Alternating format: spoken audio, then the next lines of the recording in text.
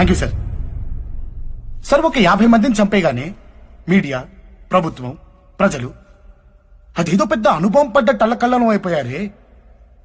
మన జన్మలకు కారణమై మన రక్తాలు పంచుకొని మన జీవితంలో సగభాగాలైన ఆడవాళ్ల మీద ఎన్ని ఎన్ని ఎన్ని ఎన్ని ఎన్ని ఎన్ని దారుణాలు సార్, నీచాతి నీచంగా, క్రూరాతి క్రూరంగా జరుగుతున్నాయి. ఒక్కడైనా సార్ పట్టించుకున్నాడా, ప్రశ్నించాడా, నిలదీశాడా, పోనీ ఆపే ప్రయత్నమైనా చేశాడా? అసలు ఏం జరుగుతుంది మన దేశంలో?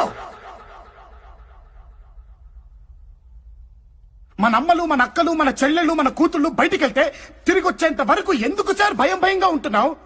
బిక్కుబిక్కుమంటూ ఎందుకుంటున్నావు? అరే, వాళ్ళెవరో అడవుల్లోకి బాంబులు మచ్చలేదా ఎడారులోకి వెళ్ళిపోతున్నారా? అరే, మనలాంటి మనుషుల మధ్యకే